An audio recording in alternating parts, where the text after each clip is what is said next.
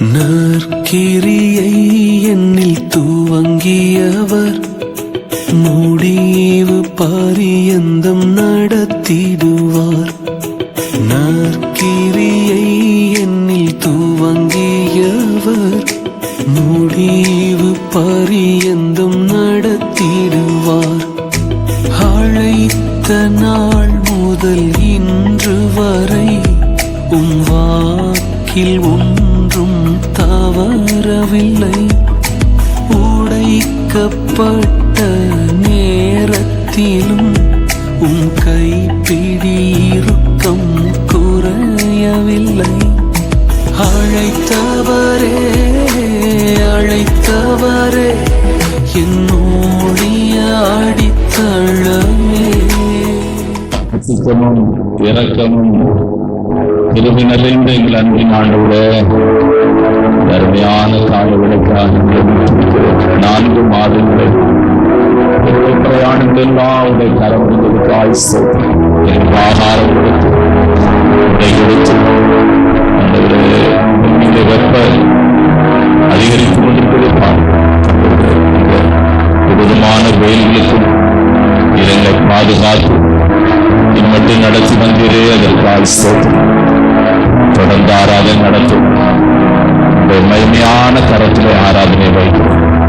இயேசுவின் நாமத்தில் செபிக்கிறோம்.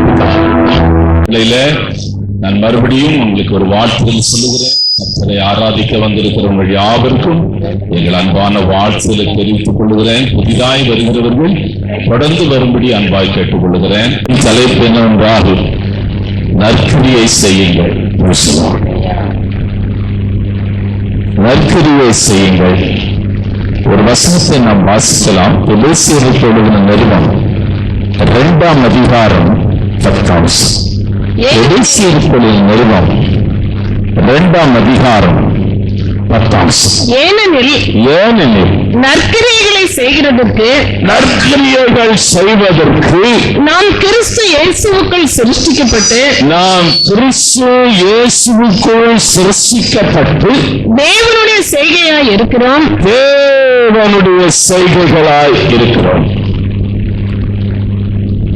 நற்கிரியை செய்வதற்கு நாம் சிருஷ்டிக்கப்பட்டு தேவனுடைய செய்கைகளாய் இருக்கிறோம். அருமையான ஆண்டவருடைய பிள்ளையே, மனுஷனுடைய இயற்கையான ஒரு சுவாபம் ஒன்று நற்கிரியை செய்ய வேண்டும். நீங்கள் மிருகங்களிடத்திலே கூட அதை நீங்கள் போய் பார்க்கலாம். சின்ன குட்டி நாய் அந்த பெரிய நாய்க்கு ரோட்ல ஆகாரம் கிடைச்சிருக்குது, ஆனா அது சாப்பிடலாம். அது சாப்பிடல, வாயில வச்சு கொண்டு போய் அந்த அருமையான அந்த குட்டி நாய்க்கு கொடுக்குது. காக்கா, நீங்க பாக்குற தினமும் பாக்குற காக்காவை பாக்குறீங்க, அது தன் வாயிலே வைத்து ஆகாரத்தை கொண்டு போய் கூண்டிலே இருக்கிற மரத்தின் உச்சிக்கலையில் இருக்கிற அந்த குஞ்சி அதுக்காக காத்திருக்கிறது. ஆகாரத்துக்காக தன் தாய் வருவாள், அதை நமக்கு ஆகாரம் அது வந்து ஒரு மாதிரி ஒரு சத்தம் கொடுக்கிறதை பார்க்கலாம். உலகத்தின் எல்லா சிருஷ்டிப்புக்குள்ளேயும் தேவனாய கர்த்தர் நற்கிரியை செய்கிற ஒரு சுவாபத்தை தேவன் வைத்திருக்கிறார். நற்கிரியை செய்கிற ஒரு சுவாபத்தை வைத்திருக்கிறார். எல்லா மனிதனுக்குள்ளேயும் அது இருக்கிறது. வீரர்கள் ஒரு பெரிய கொலைகாரன், அவனை அருமையான பிடிக்க தமிழ்நாடு அரசு, கனடா எல்லாம் பெரிய திட்டமிட்டு அவனை பிடிக்க முடியவில்லை. ஆனால் அவனுடைய சரித்திரத்தை நான் பார்க்கும்போது அந்த மலைவாழ் ஜனங்களுக்கெல்லாம் அவன் செய்திருக்கிற நன்மை ஏராளம். அந்த பொண்ணு நிக்குது, எம்பி எலெக்ஷன் நிக்குது, அது சொல்லுது எங்க அப்பா நிறைய நன்மை செய்திருக்கிறார் இந்த ஊர்ல, எனக்கு ஓட்டு விழுங்குது. அதிகமா போலானது அந்த இடத்துலதான் அதிகமா ஓட்டு போட்டுக்கிறாங்களாம். எனக்கு இன்னும் அது தோற்றாலும் கூட மெஜாரிட்டியில தான் தோற்கும். அருமையான எவ்வளவு தீமை செய்கிற மனிதனுக்குள்ளேயும் நன்மை இருக்கிறதை நாம் பார்க்கிறோம். குடும்பத்தை நீங்கள் பார்க்கும்போது அந்த பிள்ளைகளுக்கு கஷ்டப்பட்டு சம்பாதிச்சு இடம் வாங்கி வீடு கட்டி, அவன் ஒன்னும் அம்மாவையும் பார்க்கல அப்பாவையும் பார்க்கல, ஆனா பிள்ளைக்கு வச்சுட்டு போறாங்க. ஒரு வீட்டை வச்சுட்டு போறாங்க, ஒரு இடத்தை வச்சுட்டு போறாங்க, ஒரு பேங்க் பேலன்ஸ் பிக்சட்ல வச்சுட்டு போறாங்க. கஷ்டப்பட்டு சேர்த்த காசுதான், எதுவும் இடையில எதுவும் வரல, லாட்டரி சீட்டு எல்லாம் ஒண்ணு விடல.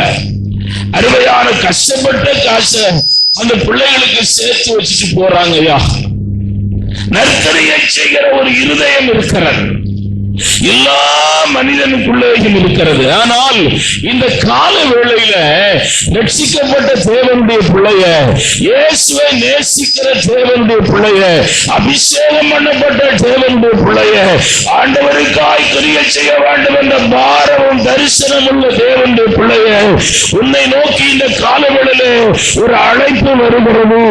என்ன அழைப்பு என்றால், தேவனுக்கென்று கிரியை செய்ய தேவன் உன்னை அழைக்கிறார். இது முற்றிலும் மாறுபட்டதான காரியம். தேவனுக்கென்று கிரியை செய்யும்படியால் தெய்வம் அழைக்கிறார். தெய்வம் அதற்குதான் உன்னை ரட்சித்தார், அதற்குதான் உன்னை அபிஷேகித்தார், அதற்குதான் உன்னை வேறு பிரித்தார், அதற்குதான் உன்னை சபைக்குள்ளே கொண்டு வந்தார், அதற்குதான் மரண தருவாயிலிருந்து உன்னை தேவன் விடுதலையாக்கி இதுவரையிலும் சீமனோடு கூட கர்த்தர் உன்னை வைத்திருக்கிறார். ஹல்லேலூயா. தேவனுக்காக கிரியை செய்ய மோசே பார்த்து ஆண்டவர் கேட்கிறார், மோசே மோசே வா, என் ஜனங்களுடைய தத்தளிப்பின் சத்தத்தை நான் கேட்டேன், என் ஜனங்களுடைய கூக்குரலை நான் கேட்டேன், வா. ஹல்லேலூயா. பேதுருவை பார்த்து ஆண்டவர் சொல்லுகிறார், நான் உன்னை மனுஷனை பிடிக்கிறவனாய் மாற்றுவேன். ஹல்லேலூயா. பவுலை பார்த்து ஆண்டவர் சொல்லுகிறார், என் சபையை நீ பாழாக்கினால் என் சபையை உன்னை கொண்டே நான் கட்டப் போகிறேன். ஹல்லேலூயா. ஒவ்வொருவரும் இங்கே உட்கார்ந்திருக்கிற ஒவ்வொருவருக்கும் ஒரு மகா பெரிய அழைப்பு தேவனிடத்திலிருந்து வருகிறது. தள்ளி விடாதிருங்கள், ஒதுங்கி போய் விடாதிருங்கள், அருமையான வேண்டாம் என்று நினைக்காதிருங்கள். இது கடைசி நாளில தேவன் தன் சபையிலே நின்று கர்த்தரை ஆராதிக்கிற தேவனுடைய பிள்ளைகளை பார்த்து சொல்லுகிற தேவனுடைய வார்த்தை. ஆமென். மறுபடியும் அந்த வசனத்தை வாசிக்கலாம். எபேசியர் 2ஆம் அதிகாரம் 10ஆம் வசனம்.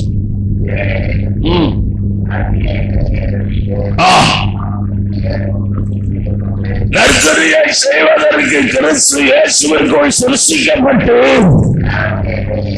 தேவனுடைய செய்கைகளாயிருக்கிறோம். கொஞ்சம் வேலை அதிகமா இருக்குனாலே வரமாட்டாங்க. கொஞ்சம் வேலை அதிகமா இருந்தா நம்ம ஜனங்க நற்கிரியை செய்ய சமயம். எங்க வீட்டுல ஒரு அம்மா இருந்தாங்க, அவங்க வீட்டு வாசல் மாத்திரம் போயிருக்காங்க, எங்க வாசல் அப்படி விட்டுருவாங்க. பாஸ் அவங்க தனி. நிறைய பேரு அருமையான வேலைன்னு சொன்னா ஆளே இருக்க மாட்டாங்க, அப்படியே போன் பண்ணாலும் உடம்பு சரியிடுவாங்க. நிறைய பேர் தேவனுடைய பிள்ளைய, உன்னை ஆண்டவர் சபைக்கு கொண்டு வந்ததின் நோக்கம் என்னவென்றால் நற்கிரியை செய்ய முடியாது. 2-3 பேர் இருக்கிறாங்க, அது சிஸ்டர் ஆளுங்க 2-3 பேர் இருக்கிறாங்க. போன் பண்ணா ஓடி வருவாங்க. எனக்கு ஒண்ணு என் மனசு ரொம்ப தொட்டுச்சு, சொல்லக்கூடாதுன்னு தான் இருந்தேன், ஆனாலும் என் மனசு தொட்டுச்சு. தேவனை அறியாத ஒருத்தர், இந்த அவர் எலக்ட்ரிஷியனு, பிளம்பிங்கு, வசதியான ஆள் தான். ராதாகிருஷ்ணர் பக்கம் தான் பெரிய வீடு கட்டிக்குவார். ஒரு நாளை எப்படியும் நல்லா சம்பாதிக்கிறார். சிஸ்டர், இந்த மேரேஜ் டைம்ல எனக்கு ஹெல்ப்புக்கு ஆள் இல்லாம நான் ரொம்ப கஷ்டப்பட்டேன். அவர் வந்து இதை பார்த்தாரு, லேசா ஸ்மெல் இருக்கு பாஸ்டர். நான் சொன்னேன், நீங்க பிளம்பரு, நீங்க சரி பண்ணிருக்கீங்க. சரி பண்ணிட்டாரு. திருப்பி வந்து கேட்கிறாரு, கொஞ்சம் பவுடர் கொடுங்க, விம் பவுடர் கொஞ்சம் கொடுங்க, பாத்திரம் தேய்க்கிற அந்த இதை கொடுங்க. நான் எதுக்கு கொடுக்குறேன்? இல்ல நான் தேய்க்க போறேன். இல்ல நீங்க ஒண்ணும் தேய்க்க வேண்டாம், அது வருவாங்க தேய்ச்சி. இல்ல கொடுங்க பாஸ்டர். சரின்னு சொல்லிட்டு நீங்க என்ன நினைச்சாலும் சரி, அவ்வளவு அழகாக்கிட்டார். அடுத்த அடுத்தது பாத்தீங்கன்னா அந்த மோசம் போகிற அந்த இதை எடுத்து போய் அவரே கழுவுறாரு. இயேசு யாருன்னு அவருக்கு தெரியாதுயா. இயேசுடைய வார்த்தை ஒரு நாள் சபைக்கு வர்றேன்னு தான் சொல்றாரு தர, ஆனா கல்யாணத்துக்கு கண்டிப்பா வந்துருவேன்னாரு. ஆனா எங்கேயோ சிக்கிட்டாரு. கல்யாணத்துக்கு வந்தே ஆகணும்னு, ஆனா எங்கேயோ போயிட்டாரு. அருமையானது, என்ன மனசு ரொம்ப தொட்டது என்னவென்றால், ரட்சிக்கப்பட்ட ஜனங்களுக்குள்ள, வேறுவிரிக்கப்பட்ட ஜனங்களுக்குள்ள, அபிஷேகம் பண்ணப்பட்ட ஜனங்களுக்குள்ள, ஊழியர் செய்கிற தேவனுடைய பிள்ளைகளுக்குள்ள இப்படிப்பட்ட ஒரு மேன்மையான கிரியைகளை பார்ப்பது கடினமா இருக்கிறது. ஆனால் வேதத்திலே என்னை அசைத்ததான ஒரு சம்பவம் என்னவென்றால், ஒரு மனிதனை 4 பேர் தூக்கி கொண்டு போகிறார்கள். சம்பளத்துக்கு தூக்கி கொண்டு போகவில்லை, சொந்தக்காரமாக இருக்கிறவருக்காக தூக்கி கொண்டு போகவில்லை. அவனுக்கும் இவர்களுக்கும் சம்பந்தம் இல்லை. ஆனால் அவன் பக்கவாதத்தினாலே பாதிக்கப்பட்டவன், நடக்க முடியாமல் பாதிக்கப்பட்டவன். இயேசு ஒருவர் இருக்கிறார் என்று கேள்விப்பட்டார். அவரிடத்திலே கேட்டிருப்பான், ஐயா எனக்கு ஒரு உதவி செய்ய வேண்டும். என்ன உதவி செய்ய வேண்டும்? பணம் கொடுக்கலாம், சாப்பாடு கொடுக்கலாம், ஆனால் என்னை சுமந்து கொண்டு போய் இயேசுவிடத்திலே கொண்டு போக வேண்டும். இந்த 4 பேரும் ஒரு முடிவு பண்ணினார்கள். என்ன முடிவு பண்ணினார்கள் தெரியுமா? பாவம், அழுறான், கேட்கிறான், பக்கவாதத்தினால் பாதிக்கப்பட்டிருக்கிறான். இயேசு நிச்சயமாய் அவரை சந்தித்தால் சுகம் கிடைக்கும் என்று அவரை சுமக்க தன்னை ஒப்புக் கொடுத்தார். அவனை சுமக்க ஒப்புக் கொடுத்தான். நீண்ட பிரயாணம். தோளிலே 4 பேரும் ஒருவனை சுமந்து கொண்டு வருகிறார்கள். நடக்க முடியாதவன். அருமையான தேவனுடைய பிள்ளைகளே, இயேசு இருக்கிற இடத்துக்கு வந்து விட்டார்கள். ஆனால் இயேசுவை பார்க்க முடியாத ஒரு நிலை. ஏனென்றால் திரளான ஜனங்கள் அவர் இருந்த வீட்டை முற்றிலும் நெருங்கி இருக்கிறார்கள். அருமையான இயேசுவிடத்தில் இவனை இறக்கிவிட வேண்டும். ஐயா, சுமந்தது மாத்திரம் அவன் செய்யலையா, இன்னொருத்தன் வீட்டை நீங்க போர்டை பிடிச்சா அவன் என்னென்ன வார்த்தை பேசுவான்னு உங்களுக்கு தெரியுமா? அதை பத்தி அவங்க கவலையே படல. வாட்டை பிடிச்சி அவனை இயேசு அண்டையில இறக்கும் வரையிலும் அவர்கள் பின்வாங்கி போகவில்லை. கிரியை செய்வார்கள். இயேசு காக்கிரி பாடு, கஷ்டம், பிரச்சனை வந்துட்டா, ஹலோ பிரதர், அந்த ஆராதனைக்கு வரல பாஸ்டர், நாங்க சோர்ந்து போயிட்டோம் பாஸ்டர். நீ கிரியை செய்ய வந்து விட்டாய், கால் வைத்து விட்டாய். அருமையான ஆண்டவருடைய பிள்ளைய அப்போஸ்தலனாகிய பவுல் தீத்துவுக்கு எழுதுகிறான். தீத்துவின் புத்தகம் 2ஆம் அதிகாரம் 7ஆம் வசனத்தை வாசிக்கலாம். நீ எல்லாவற்றிலும் உன்னை நற்கிரியைகளுக்கு மாதிரியாக காண்பீர். நீ எல்லாவற்றிலேயும் நற்கிரியைகளுக்கு மாதிரியாயிரு. சிருஷ்டிக்கப்பட்டிருக்கிறாய், தேவனுடைய செயலாயிருக்கிறாய். தேவன் உன்னை சபை என்னும் சரீரத்தில் உன்னை சிருஷ்டித்திருக்கிறார் நற்கிரியைகளை செய்யும்படி. அவர் சொல்றார், நீ மாதிரியாயிரு சொல்றார். அடுத்தது மாதிரியாயிரு. யோவான் எழுதின சுவிசேஷம் 6ஆம் அதிகாரம் 29ஆம் வசனத்தை வாசிக்கலாம். இயேசு அவர்களுக்கு பிரதியுத்தரமாக, அவர் அனுப்பினவரை நீங்கள் விசுவாசிப்பது தேவனுக்கேற்ற கிரியையாய். நான் அந்த வார்த்தை மாற்ற சொல்றேன், தேவனுக்கு ஏற்ற கிரியை. அதான் ரொம்ப முக்கியம். நீங்கள் தேவன் விரும்புகிற, தேவன் எதிர்பார்க்கிற, தேவன் ஆசைப்படுகிற, தேவன் உன்னை திரும்பி பார்க்கிற கிரியை தேவன் கற்றார். தைலம் என்னும் குப்பியை கொண்டு போய் அவள் உடைத்தாள்.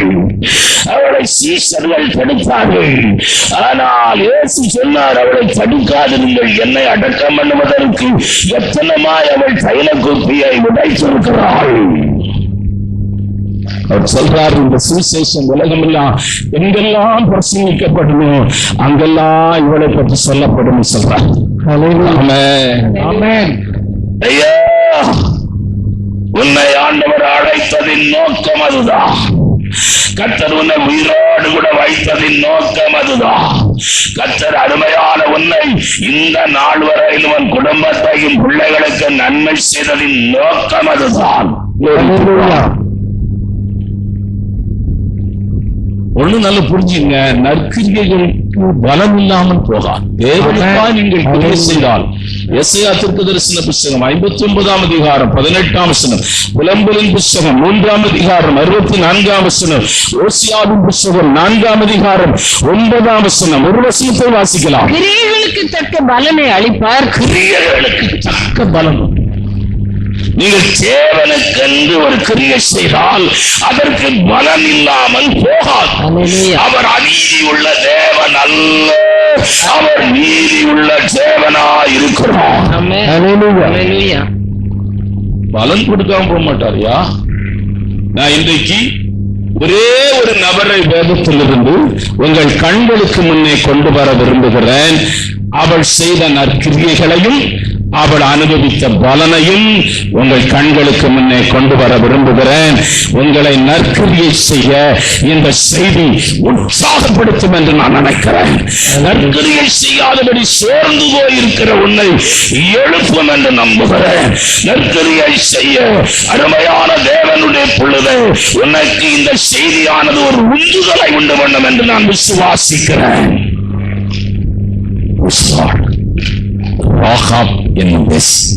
எபிரேயருக்கு எழுதின நிருபம் 11ஆம் அதிகாரம் 31ஆம் வசனம். விசுவாசத்தினாலே ராகாபேலும் வேசி வேவுக்காரரை சமாதானத்தோடு ஏற்றுக்கொண்டு கீழ்ப்படியாதவர்களோட கூட சேதமாகாதிருந்தார். அவள் அந்த பட்டணத்திலே வெளியே மற்றவர்களாலே வேசி என்று அழைக்கப்பட்டவள்.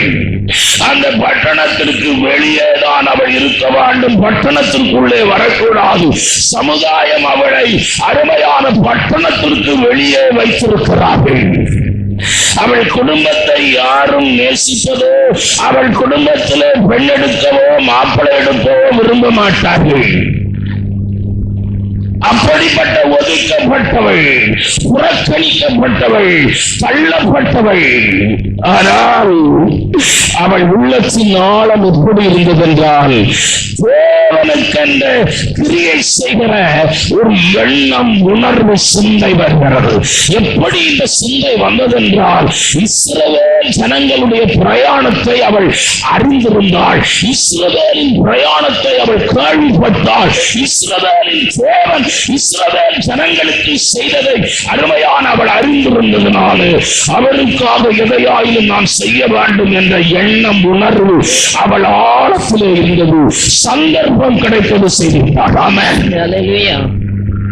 அவள் செய்தது வேவு பார்க்க யோசுவாவின் புத்தகம் 2ஆம் அதிகாரம் 1ஆம் வசனத்தை வாசிக்க. நூனின் குமாரனாகிய யோசுவா சித்தீமிலிருந்து வேவுக்காரராகிய 2 மனுஷரை ரகசியமாய் வேவு பார்க்கும்படி அனுப்பி, நீங்கள் போய் தேசத்தையும் எரிகோவையும் பார்த்து வாருங்கள் என்றான். அவர்கள் போய் ராகாப் என்னும் பெயர் கொண்ட வேசியின் வீட்டுக்குள் பிரவேசித்து அங்கே தங்கினார்கள். அங்கே தங்க இடம் கொடுத்தாள். ஐயா, இவர்கள் தேச துரோகிகள். வந்தவன் வேறு பார்த்தவங்க அந்த தேசத்தை நேசிக்கிற தேச துரோகிகள்.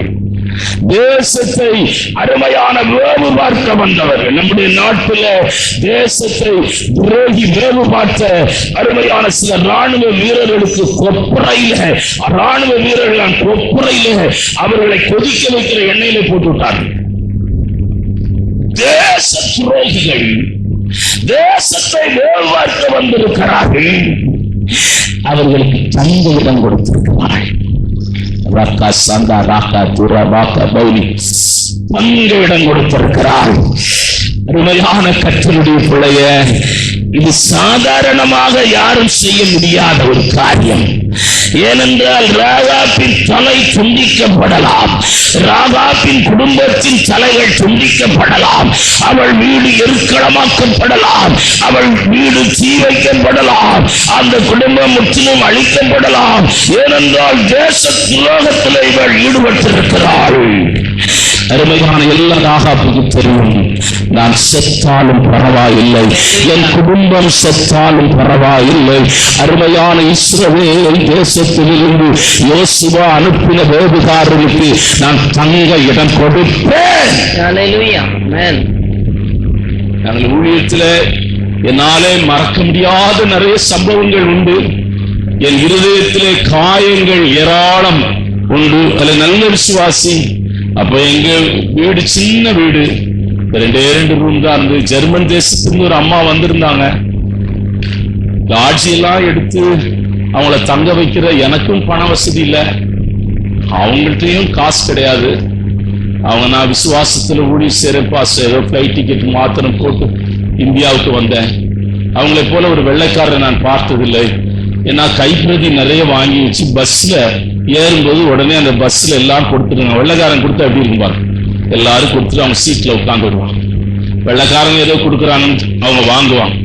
அப்படிப்பட்ட இந்தியா தேசத்தை குறித்த ஒரு பாரம் இல்லம்மா. நான் ஒருத்தருக்கு போன் பண்ணேன், சார் ஒருத்தர் வந்திருக்கிறாங்க, தங்க இடம் கொடுப்பீங்களா? ஒரு 2-3 நாள் நம்ம சபையில் இருப்பாங்க, பேசுவாங்க. தரமாட்டேன்ட்டான், தங்க இடம் கொடுக்க மாட்டேன்ட்டான். இப்பெல்லாம் ரோசி வீடு இல்லை. ரோசி வீடுனா ரோசி வீட்டுல கேட்கவே தேவையில்ல, கொண்டு போய் நான் படுக்க போட்டேன். அப்படி ஒரு முடியாதுன்னு சொன்ன அந்த வார்த்தை என் இருதயத்தை உடைச்சிட்டு அவங்க நான் சொல்லிட்டேன், எங்க விசுவாசி வீட்டுல நீங்க தங்க போறீங்க, நீங்க போலான்னு சொல்லிட்டேன். அவங்க பேக் எல்லாம் ரெடி பண்ணி, சிப்பெல்லாம் ரெடி பண்ணி, சரி பாஸ்டர் போலாமா பாஸ்டர்? நான் சொன்னேன் அவங்ககிட்ட, அவங்க தரமாட்டேன்னு சொல்லிட்டாங்கம்மா. பரவாயில்ல பாஸ்டர், உங்க கூட நான் படுத்திருக்கிறேன். இந்த ரூம்ல தான் அவங்க படுத்திருந்தாங்க. இந்த வீடு அவங்க தான் திறந்தாங்க, ரிப்பன் கட்டி அவங்க தான் பாட்டு பாடி திறந்தாங்க. அந்த போட்டோல பார்த்தேன், அப்புறம் அவங்கள நான் பார்த்ததே இல்லை. அன்னைக்கு பார்த்ததோடு சரி. அப்புறம் அவங்களோட எனக்கு தொடர்பு இல்லை. அவங்க சொன்னாங்க, நான் ஒரு ஏழை வெள்ளைக்காரர் பாஸ்டர், என்னால ஒண்ணும் செய்ய முடியாது, ஏதோ இந்தியாவுக்கு ஒரு முறை வரணும்னு வந்தேன், அவ்வளவுதான். நீங்க என்ன பார்க்கவோ என்ன எங்க இருப்பேன்னு எனக்கே தெரியாதுன்னு சொல்றாங்க. நான் சொல்றேன், ஐயா உனக்கு ஒரு சந்தர்ப்பம் கிடைக்குதுயா, உனக்கு தங்க ஒரு மிஷனரி தங்க உன் வீட்டை இடம் கிடைக்குதுயா, நீ கூட காலி பண்ணி வெளியே படுத்து கூட அதை கொடுத்துருந்தா உனக்கு கிடைக்கிற பாக்கியம் மகா பெருசா இருக்குயா. அருமையான தேவன் பிள்ளையே, தங்க இடம் கொடுத்தாளையா ராகாப். இரண்டாவது அவள் என்ன செய்தாள் என்று நான் பார்க்கும்போது ஆச்சரியமாய் இருக்கிறது. ஒன்றையும் முழுவதுமாய் சொல்லி முடித்து போக நான் விரும்பவில்லை. அருமையானது யோசுவாவின் புத்தகம் 2ஆம் அதிகாரம் 3, 4, 5 வாசிக்கலாம். அப்பொழுது எரிகோவின் ராஜா ராகாபண்டைக்கு ஆள் அனுப்பி, உன்னிடத்தில் வந்து உன் வீட்டுக்குள் பிரவேசித்த மனுஷரை வெளியே கொண்டு வா, அவர்கள் தேசத்தை எல்லாம் வேவு பார்க்கும்படி வந்தார்கள் என்று சொல்ல சொன்னான். அந்த ஸ்திரீ அவ்விரண்டு மனுஷரையும் கொண்டு போய் அவர்களை ஒழித்து வைத்து, மெய்தான் என்னிடத்தில் மனுஷர் வந்திருந்தார்கள், ஆனாலும் அவர்கள் எவ்விடத்தாரோ எனக்கு தெரியாது. ஐயா, வீட்டுல போர் வீரர்கள் நல்ல அந்த ஸ்கிரீனுக்கு வாங்க அவங்க மைண்ட்ல அருமையான ராணுவ உடை உடுத்து கைகளில ஈட்டிகளையும் வாழையும் வைத்து நின்று போர் வீரர்கள் நிற்கிறார்கள். உன்னிடத்துல 2 பேர் வந்திருக்கிறார்கள், அவர்களை என் கரத்திலே ஒப்புக்கொடு என்று சொன்னார்கள். அவள் ரொம்ப விவரமானவ. அவள் சொல்றா, வந்தது உண்மைதான போயிட்டாங்கிறா. வீட்டுக்குள்ளதான் இருக்கிறாங்க 2 பேரும்.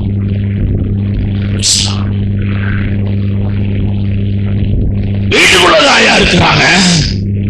நீங்க தான் என்ன பண்ணுவீங்க, அந்த நேரத்துல அவங்கள புடிச்சு கொடுத்தீங்கன்னா உங்களுக்கு அவார்டு கிடைச்சிருக்கு, ஜனாதிபதி அவார்டு கிடைச்சிருக்கும். ராஜா அவையிலே இவனை கூப்பிட்டு 2 பேர் வந்தார்கள். அவர்களை இந்த ராகாப் என்ன பண்ணினாள் என்றால், நம்முடைய போர் வீரர் கையிலே ஒப்பு கொடுத்தாள். ஆகவே அவளை கனப்படுத்தும்படியாய் இந்த அவார்டு அவளுக்கு கொடுக்கிறோம் என்ற ஒரு அவார்டு வச்சிருப்பாங்க. அவார்டையும் விரும்பல, கவாடையும் விரும்பல. அவள் தேவனுக்காக கிரியை செய்வதுதான் அவளுடைய எண்ணமும் உணர்வும் சிந்தையுமாயிருந்தது. அவளுடைய உணர்வும் எண்ணமும் சிந்தையும் அதுதான். அவள் சொல்றாயா, வந்தாங்கயா, போயிட்டாங்க. 3வது இடத்துக்குள்ளே நான் நம்மை கொண்டு போக விரும்புகிறேன். அதே யோசுவாவின் புத்தகம் 2ஆம் அதிகாரம் 6ஆம் வசனம். அவர்களுக்கு அவர் பலத்த பாதுகாப்பு கொடுக்கிறார். அவன் அவர்களை வீட்டின் மேல் ஏற பண்ணி வீட்டின் மேல் பரப்பப்பட்ட சணல் தட்டைகளுக்குள்ளே மறைத்து வைத்திருந்தாள். போர் வீரர்கள் வந்துட்டாங்க, இங்க வந்துட்டாங்கன்னு கேள்விப்பட்டு வேற வீட்டு வாசல் வந்துட்டாங்க. இனி வாசல் இவங்களை நடவாசல வைக்க முடியாது, வீட்டுக்குள்ளேயும் முன்னாடி வைக்க முடியாது. அவர்களை பாதுகாப்பை கொடுக்கிறாள். அவள் இருதயத்தை பாருங்கய்யா, அவ எண்ணத்தை உணர்வையும் பாருங்கய்யா. 2 அவன் யாரோ நம்ம யாரோ. ஆனா அவங்களுக்காக அவ செய்யல, தேவனுக்காக நீ ஒண்ணு புரிஞ்சுக்கிடுங்க. நீங்க செய்யற கிரியல் எல்லாம் பாஸ்டுக்காகவோ பாஸ்டம்மாவுக்காகவோ அல்லது சபைக்காகவோ செய்யல. உங்களை ரட்சித்து உங்களை சாபத்திலிருந்து விடுதலையாக்கி உங்களுக்காய் சிலுவையில் அடிக்கப்பட்டு ரத்தம் சிந்தின அருமையான மகா பெரிய தெய்வத்துக்காக நீங்கள் கொடுக்கிறீர்கள். நீங்கள் உதவி செய்கிறீர்கள். நீங்கள் அருமையான தாராளமாய் கொடுக்கிறீர்கள். கர்த்தர் அதை பார்க்கிறார். அல்லேலூயா. அவள் செய்கிறதை பாருங்கள் ஐயா. இவர்களை மறைத்து வைத்திருக்கிறாள். யார்த்தையும் சொல்லல. சொன்னா அவ்வளவுதான். சின்ன பிள்ளைங்கிட்ட பேசும்போது ரொம்ப ஜாக்கிரதையா இருக்கு. இவங்க போய் வெளியே சொல்லிடுவாங்க, சித்தி ராகாப்பு சித்தி 2 பேரும் வந்தாங்க, மேல மறைச்சு வச்சிருக்கான்னு சொல்லிட்டு போயிடுவாங்க. அவன் ஒரு முட்டாய் கொடுத்தாரு. எவ்வளவு கவனமாய் அவள் அந்த காரியத்தை செய்திருக்கிறாள். பிரபலமாக காலையில நியூஸ் பேப்பர்ல வந்திருக்கும். தினத்தந்தி, தினமலர், எக்ஸ்பிரஸ், தினகரன், மாலை முரசு, மாலை என்னவோ பத்திரிகை, எல்லா பத்திரிகையிலும் வந்திருக்கணும். ராகாப் 2 பேரை பிடித்து கொடுத்தாள். ஐயோ, எல்லாம் வீட்டுக்கு முன்னாடி காலையில் எல்லாரும் கை கொடுத்திருப்பாங்க. ராகாப், நீ செய்த பெரிய காரியம். தேசத்துக்காக, தேசத்தின் நலனுக்காக நீ செய்த காரியம் பெருசு. அவள் ஆகாப் இந்த வேவுகாரர்கள் போவதற்கு முன்னே, நல்ல புரிஞ்சுங்க, இந்த வேவுகாரர்கள் போவதற்கு முன்னே தெய்வத்தை தன் இருதயத்திலே ஏற்றுக்கொண்டார். தெய்வத்தை இருதயத்திலே நேசித்தாள். தெய்வத்தை இருதயத்திலே அவள் ஏற்றுக்கொண்டாள். நீங்கள் நற்கிரியை செய்வதற்கு மாதிரியாய் இருக்கும்படி நற்கிரியை செய்வது நீங்கள் பேசப்படுகிறது. நிறைய சோசியல் ஒர்க் இந்தியாவில் நடக்குது. நோக்கம் என்ன? நோக்கம் என்ன? ஸ்கூல் வச்சுக்கிறீங்க, என்ன நோக்கம்? நீங்க சும்மா ஸ்கூல் வச்சுட்டு நாங்க என்ன பண்ணுகிறோம் என்றால் சமுதாயத்துக்கு சேவை செய்ய வந்திருக்கிறோம். ஊழியக்காரன் சொல்றான், போய் சொல்றான். நீ நீ சமூக சேவைக்காக கல்வி திட்டம் வச்சுக்கிற, பணம் சம்பாதிக்க வச்சுக்கிற. நீ நாங்க காரணியா வச்சிருக்கிறோம். எதுக்கென்றால் படிக்க முடியாத ஏழைகளுக்கு வச்சுக்கிறோம். படிக்க முடியாத ஏழைகளுக்கு வச்சுக்கிற. நீ பிளைட் வாங்க வச்சுக்கிற, பெரிய பெரிய கட்டடங்களை கட்டிட்டு இருக்கிற. ஏழைங்களா படிக்கிறாங்க அங்க. நம்ம ஆளுங்க நிறைய பேரு சோசியல் ஒர்க் அதை செய்யறேன் இதை செய்யறேன்னு சொல்லுவாங்க. நான் நம்ப மாட்டேன். நோக்கம் என்ன? உன்னுடைய நோக்கம் என்ன? மதர் தெரசா சோசியல் ஒர்க் செய்தாங்க, உலகத்தை அசிச்சிட்டாங்க. சில சமயத்துல அருமையான பெரிய பெரிய மனிதர்களை சந்திக்க போவாங்க. அம்பாசிடர்ஸ் சந்திக்க போவாங்க. அம்மா இருக்கிறாங்களா பார்த்துட்டு போலாம், டொனேஷன் ஒன்று கொடுத்துட்டு போலான்னு வர்றாங்க. வந்தவன் எங்கிருந்து அமெரிக்கால இருந்து வந்தான், ஜெர்மன்ல இருந்து வந்தான். அந்த அம்மாவை நீங்க பார்க்கணும்னா தெருவில் போய் பார்க்கணும். அவங்களுக்கு ஆச்சரியமா இருக்கு. தெருவில் போனா ஒரு குஷ்டரோகி கை அவங்க அந்த ஃபெனாயில அதெல்லாம் ஊற்றி கழுவிட்டு இருப்பாங்க, பேண்டேஜ் போட்டுட்டு இருப்பாங்க, கூட 2 சிஸ்டர்ஸ் இருப்பாங்க. அவனு வந்தவனு அசந்து போடுவானுங்களா, என்னடா இந்த அம்மா கையினாலே அது செய்யறாங்க. நோக்கம் என்ன? நீ ஊழியத்துக்கு வந்தது நோக்கம் என்ன? எதுக்காக ஊழியத்துக்கு வந்துருக்கிற? நோக்கம் என்ன? ஒருத்தர் நான் கேட்டேன், அங்க சீட்டு கிடைக்கல. பரவாயில்ல, எங்க சபைக்கு வாங்க, நான் உங்களுக்கு சீட்டு கொடுக்குறேன். பாஸ் ஆகணும், சபையே கொடுக்குறேன், நீ வா பாஸ் ஆகும். அது ரொம்ப கெத்தா இருக்கும். கயிறுலாம் கட்டிட்டு அங்கெல்லாம் போட்டு போனா அதுக்கு எத்தனை முடியும். அடுத்த தடவை எலெக்ஷன்ல எப்படியாவது வாங்கிடும். இதுவரை நம்ம ஊழியம் செய்யல, ஒன்றும் செய்யல, குடும்பம் எல்லாம் உடஞ்சு போய் அவன் ஒழுங்கா நம்ம பக்கம் வந்திருந்தனா அவன் எப்படி பெரிய பாஸ் ஆயிருப்பான். எதுக்காக சொல்றேன் நான்? நோக்கம் என்ன?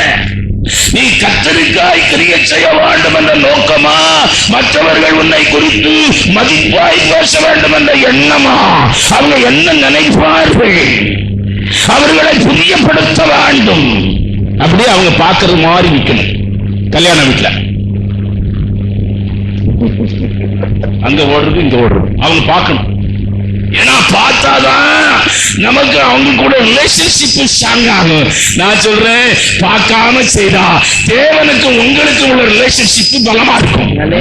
நீங்க தேவனுக்கும் உங்களுக்கும் உள்ள ரிலேஷன்ஷிப் வேணுமா, மனுஷனுடைய ரிலேஷன்ஷிப் வேணுமா? தேவையில்லையா மனுஷன் ரிலேஷன்ஷிப்? தேவனுடைய ரிலேஷன்ஷிப் தான் வேணும். ராகாப் அப்படி நினைத்திருந்தால் இந்த ரோவுகாரரை மறைச்சு அடுத்தவங்க செய்ததான் பெருசு. நீங்க அதே யோசுவாவின் புத்தகம் 2ஆம் அதிகாரம் 16ஆம் வசனத்தை வாசிக்கலாம். அப்பொழுது அவர்களை நோக்கி, தேடுகிறவர்கள் உங்களை காணாதபடிக்கு நீங்கள் மலையிலே போய் அவர்கள் திரும்பி வரமட்டும் 3 நாள் ஒளித்திருந்து பின்பு உங்கள் வழியே போங்கள் என்றார். அவ போற வழியை சொல்லி கொடுக்குறாயா? நீ எப்படி இங்க இருந்து தப்பி போகணும்னு நான் உங்களுக்கு வழி சொல்றேன். அப்படி போயிருவீங்க. இதுதாயா அவங்க செய்த பெரிய நற்கிரியை. இப்ப நான் என்ன இடத்துக்கு உங்களை கொண்டு போக போகிறேன் என்றால், நற்கிரியைகளுக்கு ராகாப் பெற்ற பலன் இடத்துக்கு உங்களை அழைத்துக் கொண்டு போகிறேன். பலன் உண்டு ஐயா, கிரியைகளுக்கு பலன் உண்டு. ஜெயந்திராஜின்னு சொல்ற ஒருத்தர் தான் கன்னியாகுமரி டிஸ்ட்ரிக்ட்ல பெரிய சபை. அவர் கள்ளு கூட்டமா அங்க எங்கே இருக்குது. நான் சிஸ்டர் வரல என்ன வச்சிருங்க சிஸ்டர், இந்த ஞாயிற்றுக்கிழமை நான் ஆப்சென்ட் ஆகி நானும் பிரதர் அங்க போயிருப்போம் சண்டே மார்னிங் சர்வீஸ்.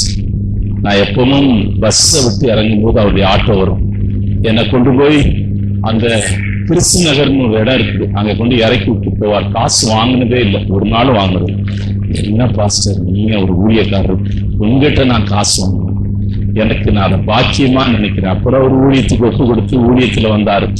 ஊழியத்துல வந்து கடைசி நேரத்துல அவங்க 3 மாசம் வாடகை கொடுக்கல. அவங்க கிறிஸ்டியன்ஸ், அவங்களுக்கு தெரியும் ஊழியக்காரன் கஷ்டப்படுறான்னு வாடகை கேட்கல. சாப்பாடு 1 வாரமா ரொம்ப பிரச்சனை. ரேஷன் அரிசி தான் சாப்பிட்டுட்டு அப்படி திருப்பி ஆட்டோ ஓட்ட போயிடலாமான்னு அந்த போராட்டத்தில் இருந்தாங்க. அப்பதான் ஒரு நாள் காலையில கதவை திறந்து பார்த்தா ஃபாதர் பெர்க்மான்ஸும் ஜோசப் பாலச்சந்திரன் நிற்கிறான். நீதான் ஜெயந்திராஜான்னு கேட்கறாங்க. ஆமா நான் தான் ஜெயந்திராஜ், உங்களை பற்றி நாங்கள் ரொம்ப கேள்விப்பட்டோம், ஒரு சபை வச்சுக்கிறோம், உங்களை தான் அங்கே பாஸ்ட் ஆக்க போறோம்.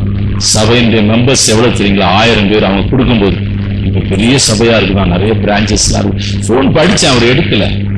இங்க வந்திருந்தாரு என்ன பாக்குறது, இங்க பாண்டிச்சேரிக்கு வந்திருந்தாரு என்ன பாக்குறது. உங்களை பார்த்துட்டு தான் போகணும்னு நினைச்சு வந்தேன். ஏன்னா நம்ம 2 பேரும் நிறைய நைட் பிரேயர்ல பிரசங்கம் பண்ணிருக்கிறோம், நிறைய நைட் பிரேயர்ல பேசியிருக்கிறோம் நாங்க 2 பேரும். உங்களை பார்த்துட்டு போகணும்னு இங்க வந்தார் ஒரு நாள். நான் என்ன சொல்ல வரேன், நான் உங்களுக்கு கிரியை செய்வதற்கு பலன் இல்லாமல் போகாதையா, உன்னை அவர் கைவிட்டு விட மாட்டார் ஐயா, நீ வெட்கப்பட்டு போவதில்லையா. குடும்பத்தின் நடுவுல, ஜாதிகள் நடுவுல, ஜனங்கள் நடுவுல, ஊரின் நடுவுல, கிராமத்தின் நடுவுல உன்னையும் உன் குடும்பத்தையும் உன் பிள்ளைகளின் தலைகளையும் தேவனாய கர்த்தர் உயர்த்துகிற தேவன்.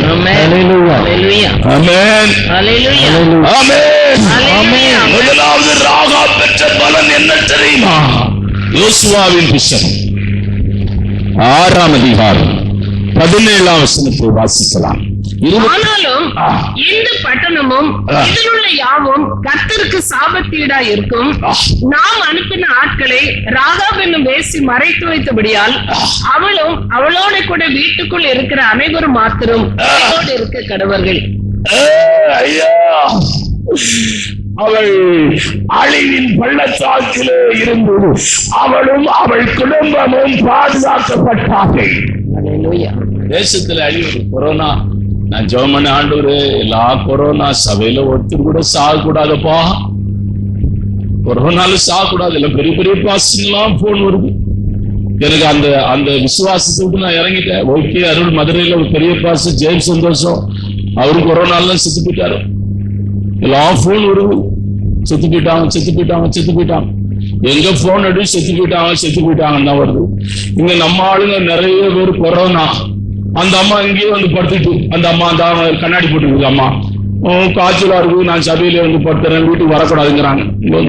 நாங்க 2 பேரும் இங்க படுத்திருக்கிறோம் கொரோனால. ஆனா இவங்க இந்த வீட்டம்மா எல்லாம் எந்த பாரு நம்ம ஆளுங்க நிறைய பேர் கொரோனால படுத்திருக்காங்க. நான் அதுல வேற பர்சங்க ஞாயிற்றுக்கிழமை பண்ணேன், அது ஆண்டவர் மறக்க மாட்டாருன்னு நினைக்கிறேன். ஆமே, கொரோனால பர்சங்க பண்ண ஒரு ஆள் நானா தான் இருப்பேன். சுத்தமா முடியலனால நம்ம செய்த கிரியைகளை ஒன்றைக்கும் அவர் பலன் அளிக்காமல் இருக்க மாட்டார் ஐயா. பலன் அளிக்காமல் இருக்க மாட்டார் ஐயா. பலனளிக்காமல் இருக்க மாட்டார் ஐயா. உன் தேவன் இந்த கால வேளையிலே ஆராதிக்கிற தெய்வம், தொழுது கொள்ளுகிற தெய்வம், நேசிக்கிற தெய்வம், பின்பற்றுகிற தெய்வம் யார் என்றால் தேவனை சென்று கிரியை செய்கிற மனிதர்களும் அவருடைய குடும்பங்களும் அழிவுக்கு பாதுகாக்கப்படும். நிச்சயமாய் பாதுகாக்கும். ஒரு பலத்த பாதுகாப்பாய் குடும்பத்துக்கு கத்தர் கடைசி நாட்களை குறித்து கிரேஸ் வருஷம் பண்ணாப்பட. மத்தேயுவின் சுவிசேஷம் 24ஆம் அதிகாரம் 6, 7, 8 வாசிக்கலாம். யுத்தங்களின் செய்திகளையும் கேள்விப்படுவீர்கள், கலங்காதபடி எச்சரிக்கையாயிருங்கள். இவைகள் எல்லாம் சம்பவிக்க வேண்டியது, ஆனாலும் முடிவு உடனே வராது. ஜனத்துக்கு விரோதமாய் ஜனமும் ராஜ்யத்துக்கு விரோதமாய் ராஜ்யமும் எழும்பும். பஞ்சங்களும் கொள்ளை நோய்களும் பூமி அதிர்ச்சிகளும் பல இடங்களில் உண்டாகும். இவைகள் எல்லாம் வேதனைகளுக்கு ஆரம்பம். என்ன சம்பவிக்கும் என்று தெரியாது. இந்த வெப்ப காற்று அந்த காமிச்சாங்க, கடல்ல தீ எரிகிறது போல காமிச்சாங்க. இந்த அலைகள், வெப்ப அலைகள், பஞ்சங்கள். நீங்க பார்த்துட்டீங்க கொள்ளை வியாதி, சுனாமி பார்த்துட்டீங்க, சுனாமி பார்த்துட்டீங்க, கொள்ளை வியாதியை பார்த்துட்டீங்க, எல்லாம் நீங்க பார்த்துட்டீங்க. லட்சக்கணக்கான ஜனங்க அழிஞ்சு போனாங்க. 17 லட்சமா சுனாமில.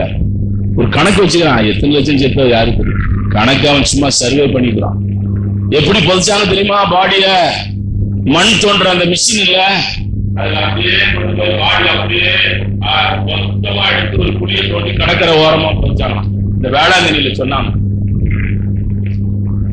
போட்டோ மட்டும் எடுத்துக்கிட்டாங்க. ஒரு 3-4 சைஸ்ல போட்டோ யாராவது வந்தா அவங்க தாங்க. எல்லாத்தையும் பார்த்தும் கூட, எல்லாத்தையும் கேள்விப்பட்டும் கூட ஜனங்க மனம் திரும்பலையா? ஜனங்க இயேசு ஏற்றுக்கொள்ளலையா? ஜனங்க இயேசு இன்றைக்கு வரலையா? இன்னும் கேட்டாங்கய்யா, பார்த்தாங்க. நான் 24 அதிகாரம் முழுவதும் பிரச்சனை பண்ண பிரதர் தான் லைவ் பண்ணிட்டு இருந்தார். அவருக்கு 24 அதிகாரம் ஒரு வசனம் இல்லாம நான் பிரசங்கம் பண்ண இங்க யாருமே இல்லை. நான் மட்டும் அவரு பிரதர் தான். இந்த வசனம் வாசித்து இந்த அம்மா இருந்தாங்க, இந்த பிரதர் இருந்தாரு, அவ்வளவுதான் இருந்தாங்க. ஐயா, பூமியை நோக்கி தேவனுடைய வார்த்தை 2000 வருஷமாய் வந்து கொண்டிருக்கிறது. பூமியின் மேல் தேவனுக்கு வழக்கு இருக்கிறது. கர்த்தருடைய நியாய தீர்ப்பு பூமியின் மேல் இருக்கிறது. அருமையான யார் தப்பிக்கொள்வார் என்றால் ரட்சிக்கப்பட்டவர்கள் அல்ல, ஞானஸ்தானம் பெற்றவர்கள் அல்ல, அபிஷேகம் பெற்றவர்கள் அல்ல. யார் தப்பிக்கொள்வார் என்றால் தேவனுக்காய் கிரியை செய்கிற ஜனங்கள் தப்பிக்கொள்ளப்படுவார்கள். தேவனுக்காக கிரியை செய்கிற ஜனங்கள், தேவனுக்காய் செயல்படுகிற ஜனங்கள், தேவனுக்காய் பாடுபடுகிற ஜனங்கள், தேவனுக்காய் உழைக்கிற ஜனங்கள், அருமையான அவர்களும் அவர்கள் குடும்பங்களும் பாதுகாக்கப்படுவார்கள். நீ பாட்டுக்கிட்டு பாடிட்டு பேட்டு பாடிட்டு வாரணும், எல்லாம் வாங்க, எல்லாம் உட்காருவோம், போவோம், எழுப்புவோம். நீ இப்படி எல்லாம் எழும்பி போயிட்டு எல்லாம் இருந்தேன்னா அழிவுக்கு நீ தப்ப முடியாது, உன் குடும்பம் தப்ப முடியாது. கிறிஸ்தவன் தான் சாவ போறான் நிறைய. ஏன்னா வசனம் வந்தா அவனுக்கு தான் வருது. அழிவு வந்தா கிறிஸ்தவனுக்கு தான் வரும். அவருதான் வரவும் செய்யும். ஏன்னா இவன் தான் பிரசங்கம் கேட்கிறான். சுடலம் சாமி பிரசங்கம் கேட்கிறான். இங்க இருக்கிற மண்ணாங்கட்டி வந்து உட்கார்ந்து இருக்கானா, பாவாடை வந்து உட்கார்ந்து இருக்கானா. எனக்கு பேர் அப்படிப்பட்ட பேரு. மண்ணாங்கட்டி செத்து போயிட்டாரு, பால் போஸ்ட் பாக்குறேன். பாவாடை செத்து போயிட்டாரு. ஜாக்கெட்டு, பாவாடை, சாரி, இப்படிப்பட்ட பேர் தான் இந்த ஊர்ல இருக்கு, வேற எந்த ஊர்ல இல்ல. அவன் தப்பிச்சுவாயா. ஜோசப்பு, அந்தோணி, பேதுரு எல்லாம் அமிழ்ந்துகிட்டே இருப்பான். சோத்திரம் சோத்திரம் தான் செய்யற தவிர தேவனுக்காக என்ன கிரியை செய்திருக்கிற? தேவனுக்காக என்ன கிரியை செய்திருக்கிற? 10 ரூபா போடுறது படாத பாடுபடுற. அந்த காணிக்கப்பட்டியில அவன் லட்சத்தை கொண்டு போய் கொட்டுறான். போய் பாருங்க, என்றதுக்கு 100 பேர் உட்கார்ந்து இருக்கிறான். 100 பேர் உட்கார்ந்து எண்ணிட்டு. சின்ன சின்ன கோயில் 250 கோடி வருதான். தேவனுக்காக கிரியை செய்ய நீ அருமையான தேவனுடைய பிள்ளைகளை எழும்பி வா. உனக்கு இருக்கிற கொஞ்சம் பலத்தோடு கூட போ.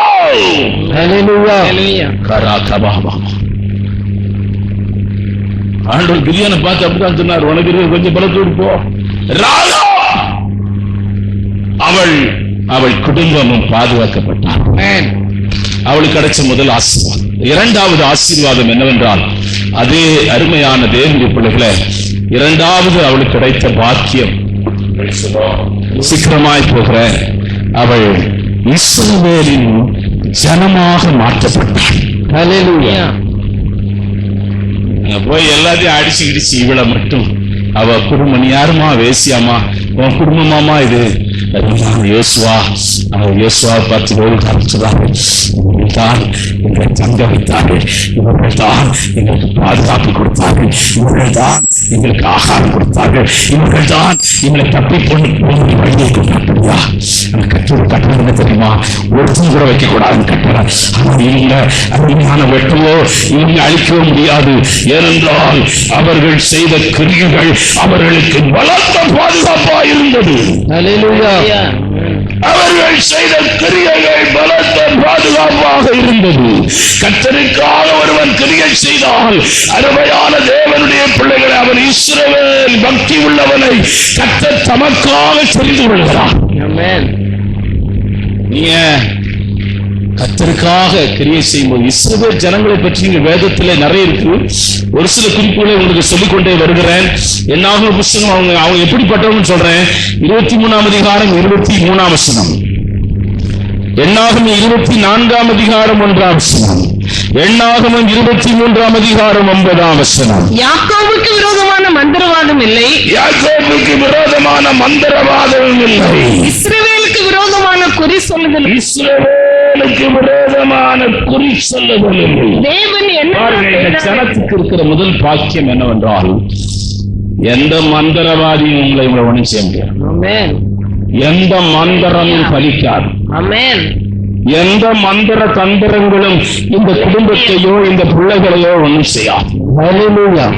காலையில் எழும்பி போய் பாத்தீங்கன்னா உங்க வீட்டுக்கிட்ட பூசணிக்காய் உடச்சி வந்தா எப்படி இருக்கும்?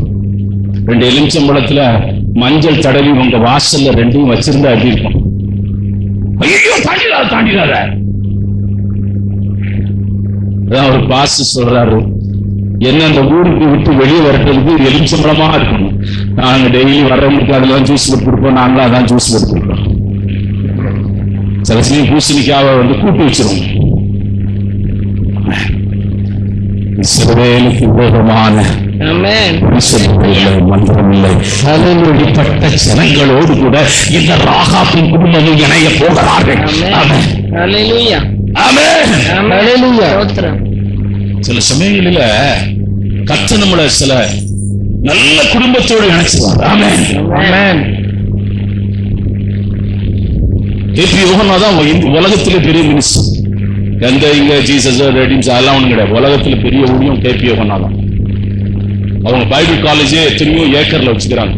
ரிவர் ஓடுமா. தமிழ்நாட்டில் அவர் இடம் வாங்கக்கூடாதுன்னு அவருக்கு ஆர்டர் போட்டுக்கிறாங்க, உத்தரவு போட்டுக்கிறாங்க, கட்டடம் கட்டக்கூடாது. ஏன்னா தென்காசியில் அவங்க பைபிள் காலேஜ், கேரளாவில் 1 சென்ட் இடம் கூட வாங்கக்கூடாதுன்னு உத்தரவு போட்டாங்க. 250 பேருக்கு கார் புக் பண்ணி ஒரே நேரத்தில் கொடுத்தாரு. 3 கப்பல் ஓடும். இவர் யார்? இவருடைய ஹிஸ்டரி நீங்க பாத்தீங்கன்னா, அங்க வருவாய் தரணும் பாட்டு பாடிக்கிறாங்க நம்ம ஆளுங்க. ஐயா நீங்க பாடுறதெல்லாம் நல்லதான் இருக்குது, ஏசு ஆசீர்வதிப்பாரு, ஏசு நன்மை செய்வான்னு சொல்லுதுயா. எனக்கு 7 பிள்ளைங்க இருக்கிறாங்கயா, ஒரு பிள்ளை நீங்க உதவி செய்யுங்கன்னு கேட்டுக்கிறாங்க. அந்த அம்மா கிராமத்துல கூட்டிட்டு போட்டுமான்னு கேட்டுங்க. தாராளமா உன்னை கூட்டிட்டு போங்கயா, 7 இருந்தா உன்னை விடாம இருப்போம். தாராளமா கூட்டிட்டு போங்கயா. சாப்பாடு மட்டும் கொடுத்தா போதும். பைபிள் காலேஜில் அவருடைய வேலை என்ன தெரியுமா?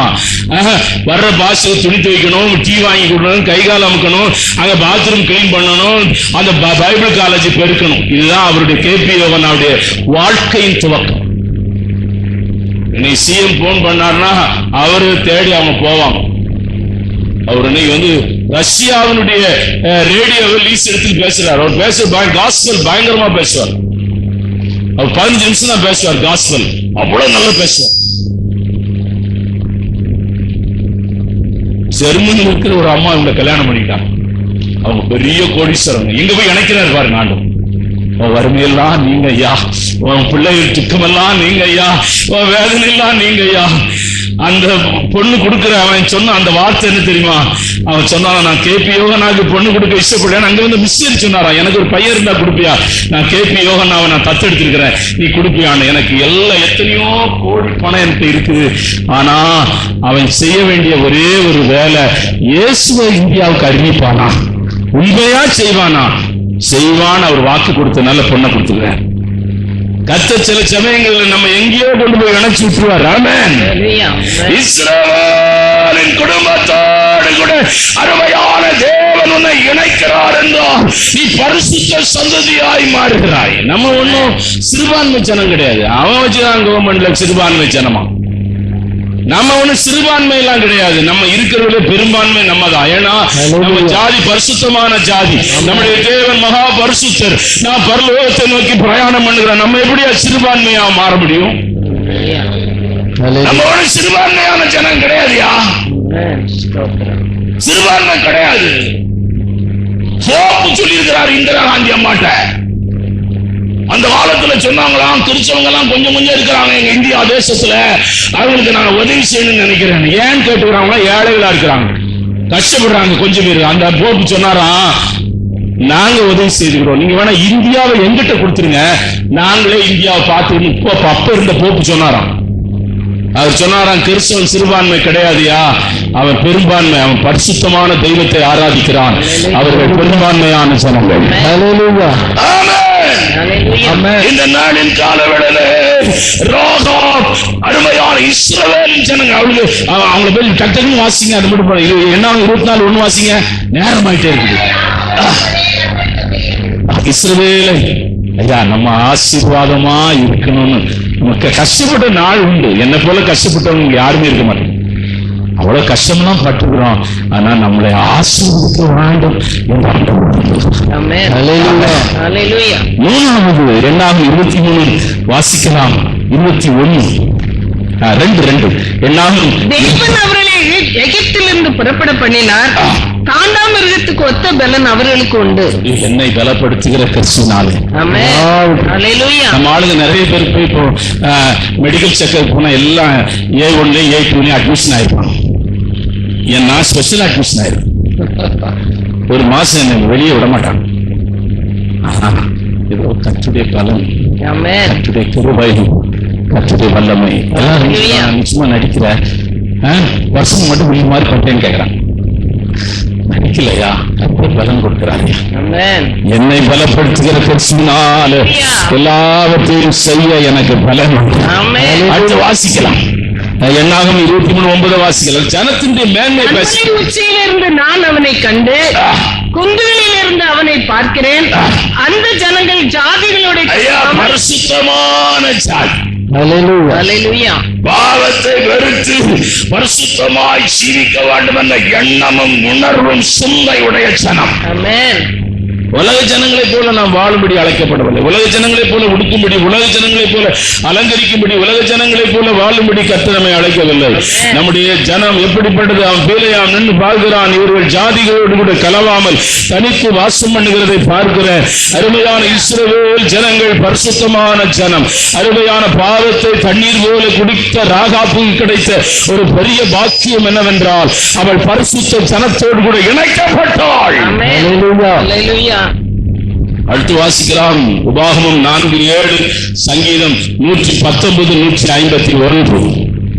5 காரியங்கள் நிறைய இருக்கு. நம்முடைய தேவனாகிய கர்த்தரை நாம் தொழுது கொள்கிற போதெல்லாம் அவர் நமக்கு சமீபமாய் இருக்கிறார். அவர் நமக்கு சமீபமாய் இருக்கிறார். இவ்வளவு சமீபமாய் தேவனை பெற்ற ஜாதி எது? ஆமென். இவ்வளவு சமீபமான ஜாதி எதுயா? நான் நின்றுக்கிறையா? சாமி இறங்கினா கொட்டடிக்கணையா? சாமி அடிக்கனா ஊத்தடிக்கணும். அவன் இப்படி இப்படி இப்படி இப்படி 1 மணிக்கு மேல அமாட்டிக்குவான் பாருங்க. கொஞ்ச நேரம் 1-2 மணி நேரத்துக்கு அடிச்ச பிறகு அது சாமி லேசா இப்படி ஆடும், இப்படி லேசா ஆடும். இங்க அப்படி இல்லையா? வந்து உட்கார்ந்தே ஆட ஆரம்பிச்சுட்டாங்க. முதல் பாட்டிலே ஆட ஆரம்பிச்சுட்டாங்க. ஆமே, எங்க சாமி, எங்க தெய்வம் அருமையான இவ்வளவு சமீபமாய் எல்லாரும் சொல்றாங்க. எங்க அப்பாட்ட சொல்லணுங்கிறாங்க. என்ன அப்பாட்ட சொல்லுங்கிறாங்க, எங்க அம்மாங்கிறாங்க, எங்க சிநேகிதன்ங்கிறாங்க, ஆண்டவர்கிட்ட சொல்லுங்க, ஆண்டவங்களை விட மாட்டாருங்கிறாங்க. இந்த மாதிரி பேசுற ஜனங்க பூமியில இல்ல. அவன் என்ன சொல்லுவானோ, நான் மந்திரவாதிக்க போறேன், குறிச்சொல்லுகிறவன போறேன். இவ்வளவு சமீபமாய் நீங்கள் தேவனை பெற்றிருக்கிறோம். நீ சாக பாட்டு பாடுற பசங்க, எனக்கு அதுதான் அந்த கிறிஸ்தவங்களை முதல் பார்க்கும்போது எனக்கு ஆச்சரியமா இருக்கு. பாஸ்டர் வந்தாரு, வெள்ளையும் சொல்லையும் வெள்ளை ஜிப்பா வெள்ளை வேஷ்டியும் போட்டு வந்தாரு. இதுவெல்லாம் அடிச்சு ஜம்முன்னு வந்து நிக்கிறார். சார் மனசு நினைக்கிறேன் உட்கார்ந்து சோத்திரம் பண்ண கடவுள் சோத்திரம் சோத்திரம் சோத்திரம். இந்த அம்மாவே பரலோகத்துக்கு தேவன் எடுத்துக்கொண்டது வாய் சோத்திரம் பண்ணப்படுவோம் சோத்திரம். முஸ்லீம் சாவலியும் இல்ல, இந்து சாவலியும் இல்ல, சீக்கியம் சாவலியும் இல்ல, ஒரு சாவலியும் இல்ல. இந்த சாவு கொஞ்சம் வித்தியாசமா இருக்குது. சரி பார்ப்போம், ஆச்சரியமா இருக்கு. நம்மளும் நடத்த வேண்டி இருக்குது, நம்மளும் இவன்ட்ட கத்துக்கிடுவோம் போய் நான் உட்கார்ந்து இருக்கிறேன். அப்புறம் பைபிள் இருந்து பிரசங்கம் பண்ணார்கள். இளைப்பாறுதலுக்குள்ளே போய்விட்டார். அவர் ஒரு சொட்டு கண்ணீர் அவர் விடல். அங்க இருக்கிறவங்க எல்லாம் பாட்டு பாடுறாங்க. நம்ம ஆளுங்க அழுகிற சத்தத்தை பார்த்து அதை எடுக்க விட மாட்டாங்க. பாருங்க,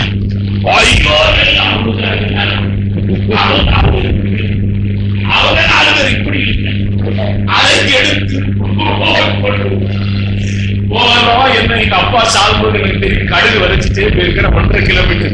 ஏன் கேட்ட, அவர் திருப்பி வருவார், கடுகு எடுத்துட்டே வருவாராம். ராத்திரி ஆயிருமா திரும்பி போயிடுவாராம். நமக்கு தான் கடுகும் கிடையாது, ஒண்ணும் கிடையாது. பரலோகமே என் சொந்தமே என்று காண்பேனோ இன்று நான் காண போகிறேன். அது ரோமன் கேத்தலிக் சர்வீஸ்ல போனா ஃபாதர் ஒரு நாள் அங்க போய் உட்கார்ந்து இருக்கிறேன். சாவுல சொல்றாரு, அவருக்கு பிடித்தமான பூ ரோஜா பூ இந்த அம்மா தான் புடிங்கிட்டு போயிட்டாரு. ஜம்முன்னு ட்ரெஸ் பண்ணிட்டு வந்து அவருக்கு பூஜை நடத்துறாரு. பூஜை அவங்க பூஜை எல்லாம் கம்யூனியன் எல்லாம் பூஜை கிடையாது. அவர் வந்து இந்த அம்மாவை நீ எடுத்துக் கொண்டதுக்காய் உமக்கு சோத்திரம் சோத்திரம் சொல்றான். சோத்திரம் ஆண்டவரே, எத்தனையோ பூக்கள் பூத்திருக்கிறது, ஆனால் இந்த மரியாதை ஆண்டவரே, இந்த பூ உமக்கு ரொம்ப பிடித்தமா இருந்ததுனால இப்ப வந்து பிடிச்சு போயிட்டாங்க. சரி, எப்படியாவது ஒரு பூவையாக ஒரு பிடிச்சு போட்டாரு. எல்லா சர்வீஸ் வித்தியாசமா இருக்குதியா? ஏன்னா இவ்வளவு சமீபமாய் தேவனை பெற்ற வேறு ஜாதி எது? யாரு இல்லையா? ரம்பானிய பாஷை பேசுறீங்க, அபிஷேகத்தை நிறைவீங்க, ஆங்குறீங்க, ஊங்குறீங்க, தரிசனம் கண்டேங்கிறீங்க, சொப்பனம் கண்டேங்கிறீங்க, ஆண்டவன் கூட பேசவே வந்தாருங்கிறீங்க. என்னடா கொடுமையா இருக்குது? ஒருத்தர் கூட இது சொல்லலையா? என் பூசாரி மட்டும் அப்படி சொல்லியிருந்தா நான் கிறிஸ்தவம் பக்கமே வந்திருக்க மாட்டேன். என் பூசாரி நான் உன்னை பார்த்தேன், ஆண்டவர் கூட பேசுவாரு, இங்க உட்கார்ந்துருன்னு சொன்னா நான் சாகிறது வந்து அங்கதான் உட்கார்ந்து இருந்திருக்கேன். அவரை பார்க்க, நான் கடவுளை பார்க்க நான் பட்ட பாடு நீங்க பட்டிருக்க மாட்டீங்கயா? எனக்கு சபரியார் கோயில்ல போய் நல்ல மிளகு உப்பு சாப்பிட்டேன் பாருங்க. அதுல ஒரு அம்மாட்ட கேட்டேன், இது என்னன்னு கேட்டேன். நல்ல மிளகு உப்பு ஏங்க? இது ரொம்ப ஆசீர்வாதமா இருக்கும். இதுல என்ன ஆசீர்வாதமா இருக்கும்? இது சாப்பிட்டீங்கன்னா உங்க கடவுள் உங்களை ஆசீர்வதிப்பாரு. எவ்வளவு சாப்பிடும், எவ்வளவு வேணுமாலும் சாப்பிடும். கோட்டாருன்னு ஒரு ஊருக்கு அங்க இருக்கிற சபரியார் கோயில்ல நீங்க என்னதான் நினைச்சீங்க, நல்ல மிளகு உப்பையும் போட்டு சாவச்சு சாப்பிடுற எரியுது நெஞ்செல்லாம். ஓட்டம் பிடிச்சம் பாருங்க. அங்க இருக்கிற அரசு மருத்துவமனைக்கு வெளியே ஒரு பைப்பை திறந்து வாய் எப்படி வச்சுக்கிட்டேன், காத்துது அவ்வளவு. சாமி கும்பிட போகும்போது பின்னாடி அருமையான வர்ற தண்ணியை குடிப்பேன். ஸ்கூல்ல பையன் சொன்னான், நான் உங்களோட கேட்டேன், அங்க பாத்ரூம் இருக்குதான்னு கேட்டேன். பூசாரிக்கு அதுதான் பாத்ரூம், பின்னாடி போய் தான் ஒண்ணுக்கு இருந்து வருவான்டான்.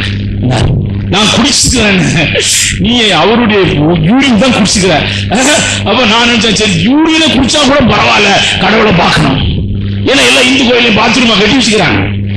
அது ஒண்ணுக்கு வந்தா என்ன பண்ணுவாரு, நேர போய் அங்க அடிப்பார் அந்த பைப்பில். அங்க இருந்தா நான் குடிச்சிட்டு இருக்கிறேன், தீர்த்தம் முடிக்கிறேன்.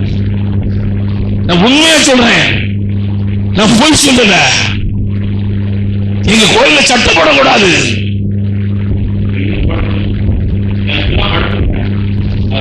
கழுவி சட்டையை கழட்டி அந்த மண்ணில் போய் சாச்சாங்கமா பண்றேன். மூச்சு விடும் போது மண்ணு வாய்க்கும்,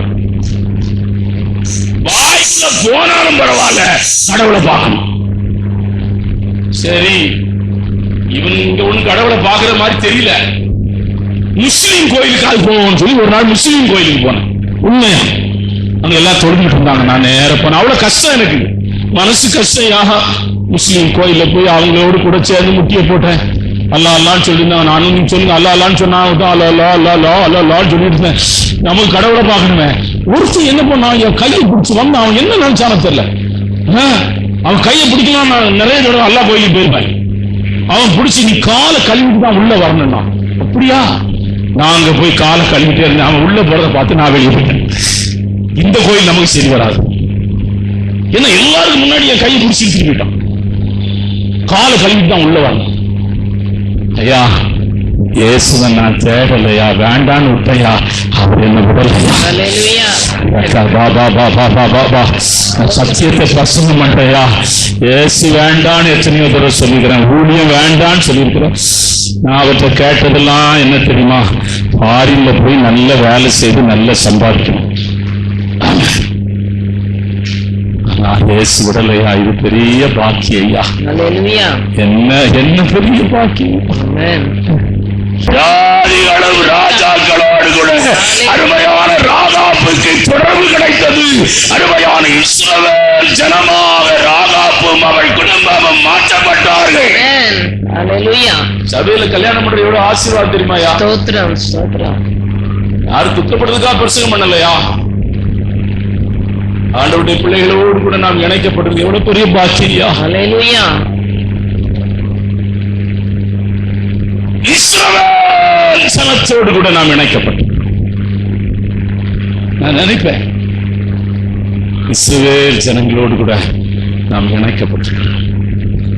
உங்க தம்பி ஆண்டவரை தான் பின்பற்றினா. நான் முதல்ல எனக்கு ஊருக்கு போகும்போதுதான் தெரியும் பிரச்சனை குடும்பம்லாம் இருக்குதான். அவருடைய மாமனாரு கையில 92 சபை மெயின் சர்ச் அவர் தான் நடத்துறாரு. அந்த பாஸ்டர் எனக்கு தெரியும், சீஃப் பாஸ்டர். அவரு தேவசுந்தரம்னா கன்னியாகுமரி டிஸ்ட்ரிக்ட்ல அவரை போல பிரசங்கம் பண்ற ஆள் பார்க்க முடியாது. நான் நிறைய பிரசங்கம் இன்னும் என் மனசுல இருக்கு. அந்த குடும்பத்தோடு இந்த இவங்க அப்பா பாத்தீங்கன்னா ராத்திரி அங்க கோயில்ல போய் என்ன கோழியை வெட்டிட்டு இருப்பாரு. மாதா கோயில போய் கோழியை ராத்திரி 12 மணிக்கு வெட்டிட்டு பாரு, சாபம் போகும். அப்ப நான் நினைச்சேன் இப்படி ஒரு குடும்பத்தோடு கூட இணைக்கப்படுகிற பாக்கியம் உங்களுக்கு கிடைச்சது. நான் ரொம்ப யோசிச்சு பார்த்தேன். ஆமென். ஓ கர்த்தர் நம்மை சில சமயங்களில இணைக்கிற இடம் ஆச்சரியமாய் இருக்கும். பிள்ளைகளை குடும்பத்துல இணைக்கிற இடம் ஆச்சரியமாய். அவங்க பிரான்ச் இங்க இருக்கு. அவங்க சபை பிரான்ச் ஒண்ணு இந்த சுப்பையா நகர்ல இருக்கு. இந்த பிள்ளைகள் இந்த கால வேளையில இஸ்ரவேல் ஜனத்தோடு இணைக்கப்பட்டாள். அவளுக்கு கிடைச்ச 2வது பாக்கியம். 3வது பாக்கியம் என்னன்னா, இயேசுக்கு தாயாய் மாறிட்டாயா. யாராவது அந்த இடத்தை யாரும் கொடுக்க மாட்டாங்கயா. இயேசுநாதர் என்ன பண்ணார்னா, அந்த நாட்களுடைய பிறப்பின் அட்டவணை நீங்க படிச்சா பைபிள்ல, அவன் இவனை பெற்றான், இவன் அவனை பெற்றான், அவன் இவனை பெற்றான், அவள் இவனை பெற்றான் வரவே வராது. நம்ம ஊர்லயும் பெற்று எடுக்கிறதெல்லாம் பொம்பளைங்க, ஆனா இன்சியல் மட்டும் அப்பா பேர் வரும். அங்க கேட்கறது என்ன, வேலைக்கு செய்யறது உங்க அப்பா என்ன செய்யறாரு, செய்தது படாத பாடுபட்டது அம்மா. ஆனா அவங்க கேட்கறாங்க இன்சியல் என்ன வருது, கேதான் வரும்.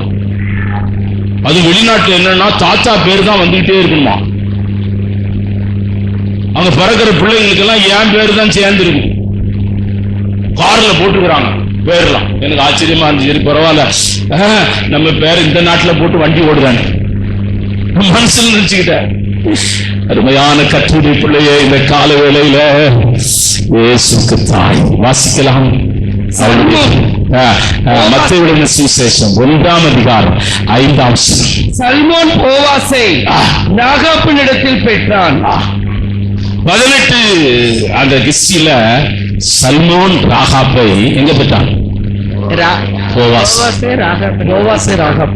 ராகாப். ஏசப்பாவுடைய பேர் அட்டவணை அதுதான். அதுல மரியாள். ஆனா 2 பேரும் கும்பிடணும் ரோமன் காய்ச்சலிக்காரங்க. ஒன்னு ராகாப், இன்னொன்னு மரியாள். ஆனா அவன் ராகாப்பை விட்டுட்டாங்க. கர்த்தர் வந்து மோசம்னு யாரையும் ஒதுக்குறது இல்லையா? ஐயா, யாரும் வேண்டான்னு ஒதுக்குறது இல்ல. ரகசிய ஜெபகுமார் வீட்டுல ஒரு 20-28 பிள்ளைங்க இருக்கிறாங்க, எல்லாம் ப்ராஸ்டியூட். அப்படியே பெத்து எடுத்து போனவங்க. அவங்க அம்மா யாருன்னு அந்த பசங்களுக்கு தெரியாது, அவங்க அப்பா யாருன்னு அவங்களுக்கு தெரியாது. அகசிய ஜெபகுமார் தான் அப்பா, அகசிய ஜெபகுமார் தான் அம்மா. அதுக்கு சொல்றாரு அவர், நான் வீட்டுக்குள்ள போனா எல்லாம் சுத்தி அப்பா அப்பா அதை வாங்கிட்டு வந்தீங்களா, இதை வாங்கிட்டு வந்தான்னு கேட்பாங்க. யாரும் அவர் பிள்ளைங்க கிடையாது. அவங்க இப்போ சிலர் ஹைகோர்ட் லாயரா இருக்கிறாங்கன்னு சொன்னாரு, சிலர் மருத்துவங்களா இருக்கிறாங்க. ஏன்னா வடநாட்டுல தொழிலா வச்சுக்கிறாங்க, வடநாட்டுல தொழிலா வச்சுக்கிறாங்க. நீங்க வேணா போய் கேளுங்க, நீங்க நெட்ல போய் பாருங்க, இதை போய் கேளுங்க. எதுக்காக சொல்ல வரேன்னா, கர்த்தர் ஒருவனையும் புறப்பாவிகளை ரட்சிக்கும்படி கிறிஸ்து இயேசு உலகத்திற்கு வந்தார். நாம் எல்லாம் நல்லவர்கள் அல்ல, சமுதாயத்திலே புறக்கணிக்கப்பட்டவர், குடும்பத்தால் ஒதுக்கப்பட்டவர்கள், தத்தளித்துக் கொண்டிருந்தவர்கள், சாக வேண்டும் என்ற உணர்வோடு கூட வாழ்ந்து கொண்டிருந்தவர்கள். நம்மை தேடி இயேசு வந்தார், நம்மை ரட்சித்தார் இயேசு. அவருக்காக நீங்கள் பெரிய கிரியைகளை செய்யும் போது ஆண்டவர் அருமையான உங்கள் சமீபமாய் அவர் வந்து விடுகிறார். மரியாதை குறித்து நான் சொல்லுகிறேன், அவள் கர்த்தருக்காக மேன்மையான கிரியைகள் செய்யும்படி தன்னை பரிபூரணமாக பலியாக ஒப்புக் கொடுத்தபடினாலே இயேசு தாய் என்ற பெயர் அவளுக்கு கிடைத்தது. ஆமென். ஹல்லேலூயா. சின்ன சின்ன காரியம் இல்லையா, பெரிய பெரிய காரியங்கள். ஹல்லேலூயா. யாரும் செய்ய முடியாததை நீங்கள் செய்யுங்கள், யாரும் செய்ய முடியாததை நீங்கள் செய்ய உங்களை ஒப்புக்கொடுங்கள். யாரும் நீங்கள் இழந்து போனவைகள் உண்டு, விட்டுவிட்டவைகள் உண்டு, அதை நீங்கள் ஒருபோதும் நினைத்து அழாதிருங்கள். 100 அதற்குரிய பலனையும் ஆசீர்வாதங்களையும் தேவன் உங்களுக்கு கொடுப்பார். உங்க பேரெல்லாம் அதுல போடணும்னு நினைக்காது. ஜெப மண்டபமா, donation Joseph America 2 lakhs donation சர்ச்சில் போட்டுக்கிறாங்க. ஒரு சர்ச்சில் அந்த ஜெப மண்டபத்திலையும் போட்டுக்கிறாங்க. ஏசு அழைக்கிறாருன்னு அவரை நீங்க சொல்லவே வேண்டாம், அவர் பேர் 10 தடவை கூட போடுவார். நீங்க பணம் கொடுத்தீங்கன்னா வருஷ வருஷமா போட்டுட்டு இருப்பாரு. நீங்க உங்க பேர்லாம் வேண்டாம், உங்க பேரெல்லாம் உங்க கல்லில் பதிக்க வேண்டாம், சீல புஸ்தகத்துல பதிச்சா போதும். என் பேர் ஒன்றும் தெரிய வேண்டாம்.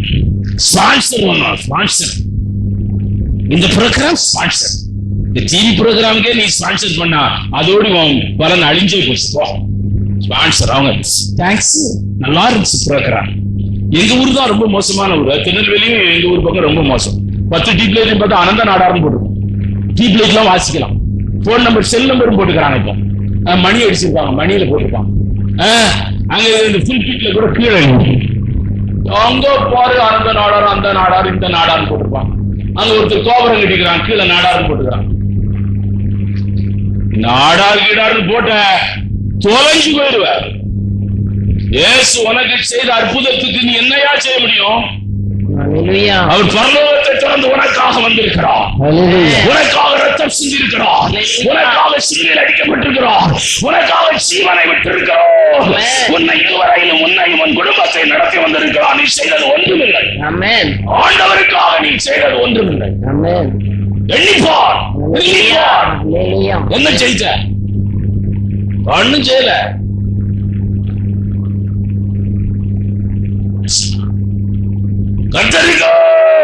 செய்தவர்கள் எல்லாம் மறைந்தே இருக்கட்டும், அதற்குரிய பலன் பரலோகத்தில் இருக்கிறது, அது கிடைக்கும். அடுத்தபடியாக அவள் ஜெயம் பெற்ற பரிசுத்தவான்களுடைய பட்டியலை அவள் பெற்றுக் கொள்கிறார். அந்த பட்டியலில் நிறைய பேர் வரல, இவ பேர் வருது. நீங்கள் எதிர்க்கிற 11ஆம் அதிகாரம் 31ஆம் வசனம். விசுவாசத்தினாலே ராகாப் என்னும் வேசி வேவுக்காரரை சமாதானத்தோடு இந்த பட்டியல் விசுவாசத்தின் பட்டியல். ஜெயம் பெற்ற தேவனுடைய பிள்ளைகளுடைய பட்டியலிலே ராகாப் இடம்பெறுகிறாள். அதற்கு காரணம் அவள் செய்த கிரியைகள் தான் காரணம். ஐயா, ஜெயம் பெற்ற பட்டியல், பரிசுத்தவான்களுடைய பட்டியலிலே உங்கள் பெயர் சேர்க்கப்பட்டது. சாதாரண ஆளுன்னு நினைக்காதீங்க. வால்போஸ்ட்ல படம் வராம இருக்கலாம், இன்டர்நெட்ல படம் வராம இருக்கலாம், ஆனா இந்த செய்த கிரியைகளை கர்த்தர் அறிந்து அருமையான தோமாவின் பக்கத்திலே உன் பெயர் வருகிறது, அருமையான பேதுருவின் பக்கத்திலே உன் பெயர் வருகிறது, அருமையான தேவன் அப்போஸ்தலனாகிய பவுலுடைய பெயர் பக்கத்திலே உன் பெயர் வருகிறது, இந்தியாவிலே மரித்த ராக்லாந்து பக்கம் உன் பெயர் வருகிறது, இந்தியாவிலே அருமையான ஜீவனை விட்ட பரிசுத்தவான்களுடைய பட்டியலின் பக்கமாய் உன் பெயர் இணைக்கப்பட்டிருக்கிறது. அதற்கு காரணம் நீ மறைவாய் செய்த தேவனுக்காய் செய்த கிரியைகள் தான் காரணம். எவ்வளவு ஆசீர்வாதம். உலக பிரகாரமான ஜனங்க பாரத பிரதமருக்கு பக்கத்தில் நம்ம பேர் இருந்தா அப்படி அது மேன்மையா நினைப்பாங்க. கவர்னர் பேரோ அவங்க பேரோ அதெல்லாம் உலக ஜனங்க, எல்லாம் உலக ஜனங்க எல்லாம் போயிடுவாங்க. அதை சிலருக்கு புரியல. சுப்பையா நான் பாண்டிச்சியில இருக்கும்போது சுப்பையா சந்திக்க ஆஸ்பத்திரிக்கு போனா 2 பேரும் படல. நான் சொன்னேன், எப்பா நான் இயேசுவை பத்தி சொல்ல வந்திருக்கிறப்பா, சுப்பையாவுக்கு ஒரு கைப்பிரதி கொடுத்துட்டு போறேன்னு. வருத்தப்படாதீங்க, ஒரு மாத்திரை மருந்து எடுத்து படுத்து கிடக்கிறாரு, நாளைக்கு வாங்க நான் உங்களை விடுறேன். சுப்பையா சிஎம்மா இருந்திருக்காரு பாண்டிச்சியில. நான் நாளைக்கு அங்க போனேன். சரி, ஒரு சிஎம் பார்த்து ஒரு ஜபத்தை படி கைப்பிரதி செத்து போயிட்டாரு. ஆமா, செத்து போயிட்டாரு.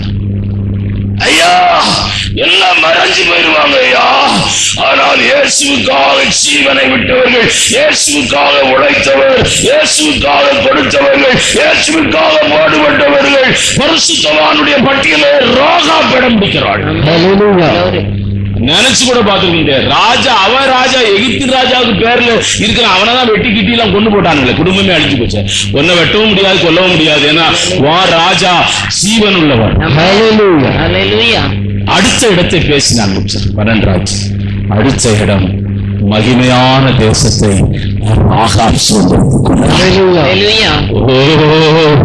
அவளும் அவள் குடும்பமும் அருமையான இஸ்ரவேலிலே சேர்க்கப்பட்டாள். அருமையான இயேசுவுக்கு தாயாய் மாறினாள். பரிசுத்தவானுடைய பட்டியலிலே பெயர் பிடித்தாள்.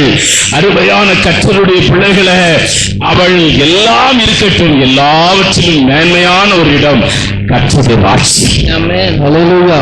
அங்கே மரணம் இல்லை, அங்கே துக்கம் இல்லை, அங்கே வியாதி இல்லை, அங்கே அவரை போல அவரோடு கூட நாம் நிச்சயமாய் வாழுவோம். அருமையான கிரியை தேவனுக்காய் கிரியை செய்த மனிதர்கள் பலன் இல்லாமல் போவதில்லை. கிரியை செய்யுங்கள், பலனை பெற்றுக் கொள்வீர்கள். இந்த மாதத்தின் வாக்குத்தத்தம் என்ன தெரியுமா? அவர் ஆறுதலின் தேவனாய் நான் இருப்பேன். பிள்ளைகளுக்கு, சபைக்கு, ஊழியத்துல கர்த்தர் ஆறுதலின் தேவனாய் இருப்பார். உன்னை ஆறுதல் படுத்துகிறவர் அவர். கர்த்தர் பேசின எல்லா வார்த்தைகளுக்காக கர்த்தரை ஸ்தோத்திரம் பண்ணுவோம். இந்த வருஷத்திலே நாளையில் நடக்கிற பிபிஎஸ்க்காக, எல்லா இடத்திலும் நடக்கிற பிபிஎஸ்க்காக கர்த்தரை ஸ்தோத்திரம் பண்ணுவோம். ஏராளமான பிள்ளைகள் அந்த கூட்டங்களிலே வரும்படி கர்த்தரை ஸ்தோத்திரம் பண்ணுவோம். வெயில் ஒன்று யாரையும் பாதிக்காதபடி கர்த்தர் பாதுகாக்கப்படி கர்த்தரை ஸ்தோத்திரம் பண்ணுவோம்.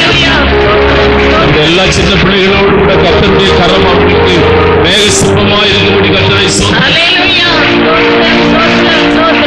ஆத்மாவே கர்த்தரை ஸ்தோத்திரி, பரிசுத்த நாமத்தை ஸ்தோத்திரி. என் ஆத்மாவே கர்த்தரை ஸ்தோத்திரி, அவர் செய்த சகல உபகாரங்களை மறவாதே. ஆமென். கர்த்தராகிய இயேசு கிறிஸ்துவின் கிருபையும் பிதாவுடைய அன்பும் பரிசுத்தாவியானுடைய அன்பியும் இந்த காலைவிட ஆராதனை ஒவ்வொருவரோடும் விசேஷமாயிருப்பதாக.